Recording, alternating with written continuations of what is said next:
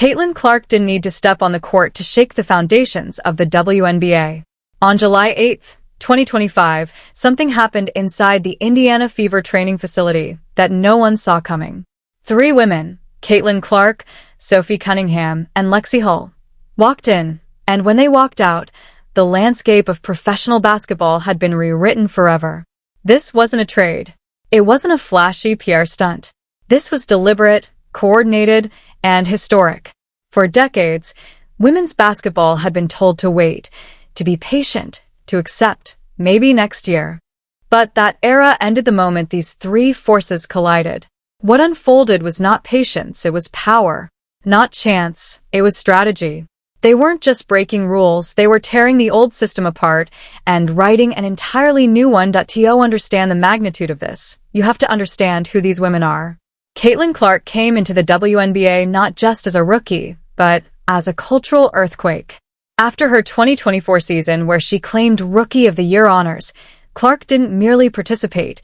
She detonated arenas, shattered records, and forced millions of eyes onto women's basketball like never before. Her assists led the league, her three-point shooting redefined offense, and her social media presence rivaled athletes earning 10 times her salary. Clark didn't just attract fans, she built a movement. She turned casual viewers into dedicated followers and made WNBA games appointment viewing, proving beyond a doubt that women's basketball could command attention, respect, and revenue on a scale previously reserved for male leagues. Then came Sophie Cunningham, whose arrival in Indiana wasn't subtle, it was seismic.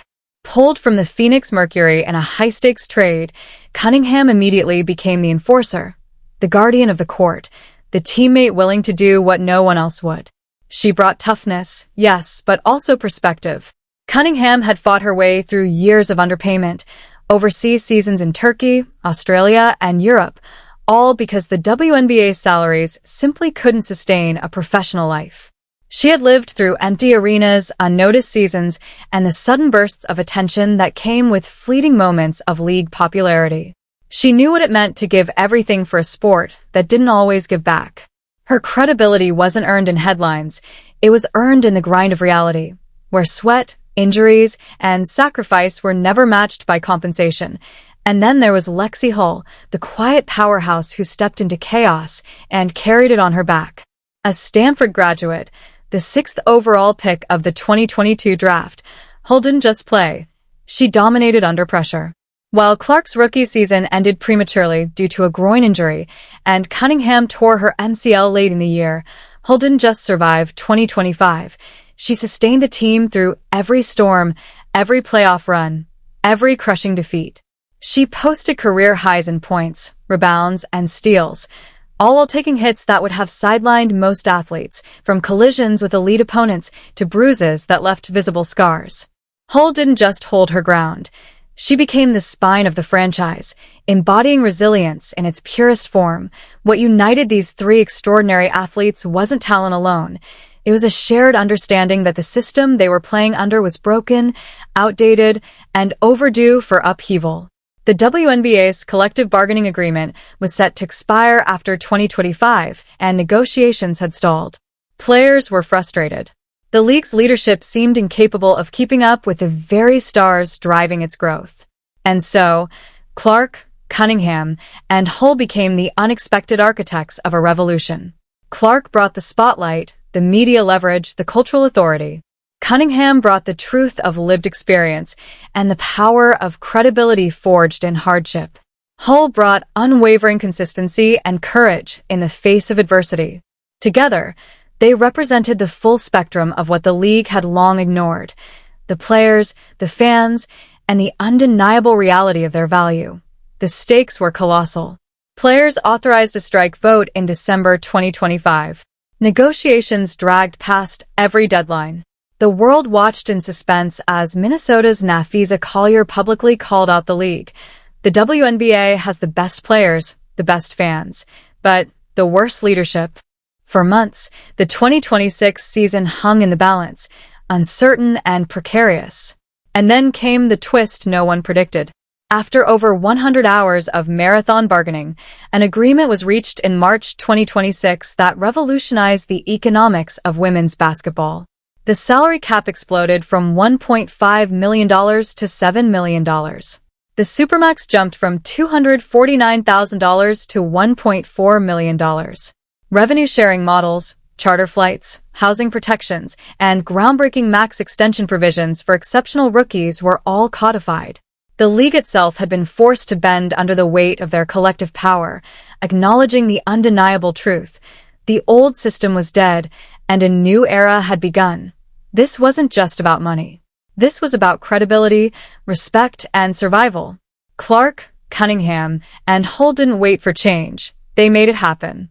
They exposed the absurdity of a league where the stars generated record-breaking revenue yet lived under salary restrictions from a bygone era. Where Clark, who sells out arenas, dominates social media, and drives TV ratings, could still be constrained by a system that ignored her impact. Where Cunningham and Hull had to endure months abroad just to survive. They didn't just advocate for themselves, they shattered a ceiling for every woman in the league, creating a blueprint for future generations. And here's the kicker. The WNBA, which had been undervaluing its own stars for decades, now had no choice but to acknowledge the truth. The player revolution had arrived, led by three women whose union was more powerful than any media campaign, any endorsement, or any headline. Clark's spotlight, Cunningham's authority, and Hull's resilience converged to produce not just a historic contract, but a message that the league and the world couldn't ignore. They proved that when women demand power, strategy, and fairness, the system has no choice but to bend. And in that bending, a new era of women's professional basketball was born, one defined by player agency, financial justice, and the kind of influence that changes the game forever. This story isn't just a sports narrative, it's a movement. It's about rewriting the rules when the old ones no longer serve you. It's about demanding respect and refusing to settle for symbolic gestures while the system profits from your sweat. Caitlin Clark, Sophie Cunningham, and Lexie Hull didn't just make headlines, they made history. And for every player who's ever been undervalued, every fan who's ever been ignored, and every league that underestimated its stars, this moment sends one clear, unmissable message. Power belongs to those who refuse to wait. And they've arrived. And then there's Clark didn't need to step on the court to shake the foundations of the WNBA. The blazing star whose every step commands the spotlight, and Sophie Cunningham is the past. The hard-earned authority forged through years of struggle, sacrifice, and survival. Then Hull is the future. She is the embodiment of what the next generation of WNBA players dreams to become, the living answer to questions that have haunted young women stepping into the league for decades. Can I actually build a career here? Can I stay healthy and competitive while still being able to afford life without chasing an overseas paycheck every winter? Can I dream of starting a family without sacrificing my prime playing years? Can I plan for life after basketball while I'm still playing at the highest level? Hull came out of Stanford, one of the most elite programs in the country, where she experienced firsthand what structured support looks like. World-class facilities, comprehensive medical staff, academic resources, a system designed to treat athletes as whole people. And now, entering the professional arena, she sees the gap. The gap between what is and what should be. Hull's voice matters not only because of her individual story, but because she speaks for an entire generation of athletes watching this moment unfold, wondering if the league will fight for them the way they fight for it. This isn't advocacy in isolation. This is generational representation. Together, Clark, Cunningham, and Hull form a coalition that is almost unprecedented in women's sports. It is not just an alliance. It is a strategic convergence of eras, experiences, and perspectives. They bridge the gap between rookie and veteran, between glory and grind, between vision and execution. They are united by more than a shared locker room. They are united by a shared understanding that real structural change is within reach, if only the timing and leverage align perfectly. And every observer of the WNBA right now recognizes it. The window of power has opened, and these three women have stepped through it. Of course, skepticism is natural. The history of women's basketball is littered with moments that felt seismic at the time, but faded into memory. Players speak up, the media buzzes for a few weeks, the internet debates, and then the league offers vague statements about ongoing dialogue while the structural problems persist. But this moment is different. The metrics speak for themselves. The WNBA in 2024 averaged 1.2 million viewers across ESPN platforms, a 170% increase over the previous year. The All-Star Game pulled 3.4 million viewers and merchandise sales surged over 750%, climbing higher in 2025 even as Clark missed half the season due to injury. Attendance broke records last held since 2002, and a new 11-year broadcast deal with Disney, Amazon, and NBC Universal secured more than $200 million per season. The pie is bigger than it's ever been. The excuse that there isn't enough revenue is dead. The only question left is whether the players' share reflects the value they generate. This is where the power of narrative comes into play. Social media has demolished the old gatekeeping systems. Clark doesn't need a press conference. Her reach rivals the top athletes in global sports, capable of sparking national conversations with a single post. Cunningham speaks directly to fans through her podcast Show Me Something, detailing both the raw realities of WNBA life and her experiences overseas, while Hull leverages her growing brand partnerships with Athleta, Samsung, and Aflac to amplify her voice beyond the court. The combination is potent: spotlight, credibility, and generational relevance. The league cannot ignore it, fans cannot ignore it, and the traditional filters of authority no longer apply. And timing? Perfect. The league is expanding at a pace few predicted. Golden State debuted in 2025. Portland and Toronto are set to join in 2026. Cleveland in 2028. Detroit in 2029. Philadelphia in 2030. 6 new franchises in 5 years. Billions locked into new broadcast deals. And the CBA that governs player rights is expiring. This is not coincidence. This is leverage. The players recognize that waiting even a year could have handed the league all the cards. Instead, they position themselves to bend the trajectory of the WNBA at the exact moment their power could not be ignored. The negotiations became a war, with marathon sessions stretching past every deadline, public calls for accountability, and a strike vote looming in December 2025. When the dust settled in March 2026, the results were transformative. The salary cap skyrocketed from $1.5 million to $7 million. The Supermax jumped from $249,000 to $1.4 million. The average salary from $120,000 to $583,000. And for the first time, revenue sharing was codified in women's professional sports history. Charter flights, housing, retirement benefits, all preserved and expanded. This was not a tweak. It was a structural overhaul, executed because Clark, Cunningham, and Hull refused to let the moment slip. They understood leverage, they understood timing, and they understood that when the stars, the veterans, and the rising generation speak together, the system has no choice but to bend. But here's the real twist. The impact extends far beyond basketball. If they succeed, what they are building becomes a blueprint for women's sports everywhere. From soccer to tennis, from track and field to Olympic disciplines, athletes are watching and taking notes. Across the globe, women are asking the same question. If we bring the audience, the energy, and the revenue, why aren't we valued the same way? For decades, that question echoed unanswered. Today, in the WNBA, it might finally be getting an answer. This is more than a story about contracts or salary caps. It's about changing the culture of professional sports, about creating sustainable careers, about ensuring that talent, sacrifice, and visibility are recognized in every decision. Clark, Cunningham, and Hull didn't step forward for fame or financial gain. They stepped forward to reshape the league itself, risking reputations and careers to demand a future where the game belongs to the players who built it. The league is watching. Fans are watching. The world is watching. The table has been set. The players are in position.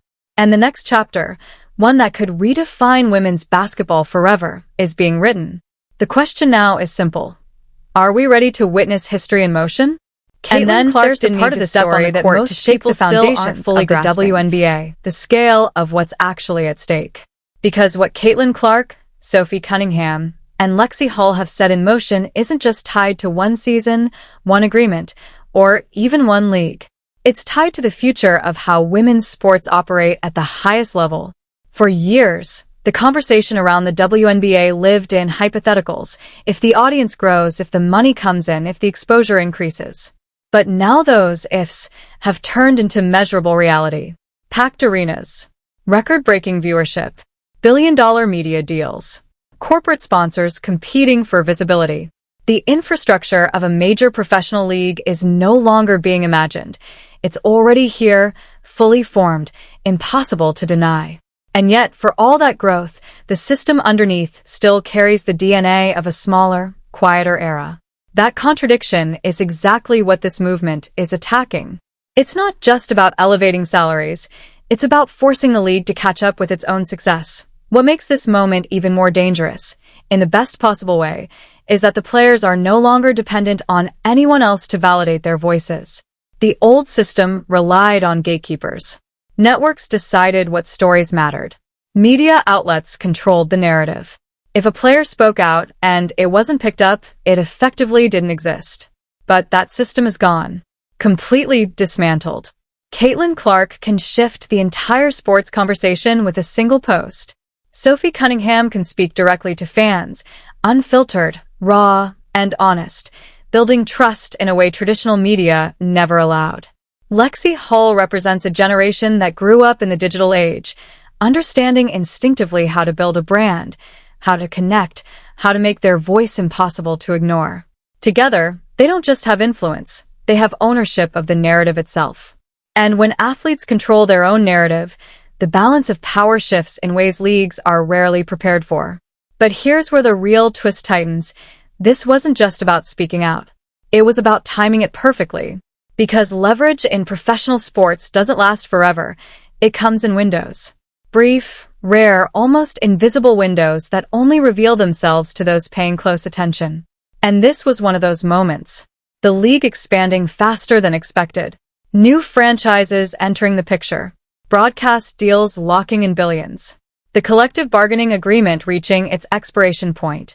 Everything aligning at once. Most players might have waited, hoping things would improve gradually. But Clark, Cunningham, and Hull didn't wait. They recognized that if they missed this window, if they let the deals finalize without their input, the structure of the league would be locked in for years, maybe decades, without reflecting the true value of the players. So they stepped forward at the exact moment their voices could reshape the foundation, not just decorate it. And when the pressure peaked, it didn't just create noise. It forced action. Negotiations turned into a battle of endurance, stretching across months, crossing deadlines, testing the limits of both the league and the players' resolve. There were moments when it genuinely looked like everything could collapse, when a strike felt inevitable, when the 2026 season itself seemed uncertain. That's how high the stakes were. This wasn't symbolic. This was real risk. Careers, momentum, the future of the league, all hanging in the balance. And then, after more than 100 hours of relentless negotiation, something extraordinary happened. The system didn't just adjust, it transformed. Numbers that once felt impossible became reality. Structures that had never existed were suddenly implemented. Protections that players had fought for over decades were finally recognized. It was the kind of shift that doesn't just change a season, it changes the trajectory of an entire sport. But even that isn't the most powerful part of the story. The real impact lies in what happens next. Because what these three players have created is not just a result, it's a blueprint. A repeatable model of how athletes can leverage visibility, unity, and timing to demand structural change. And that blueprint doesn't belong to the WNBA alone. It extends far beyond it. Across women's sports, the same patterns exist: growing audiences, increasing revenue, but systems that lag behind in rewarding the athletes who make it all possible. Soccer players have fought this battle. Tennis players have carried it for decades. Track and field athletes continue to push for recognition and support. And now, with what's unfolding here, there is finally a clear example of what success can look like when everything aligns. That's why this moment feels different. Not louder, not more dramatic, but more final, more decisive. Because for the first time, it's not just about asking the question, it's about forcing the answer.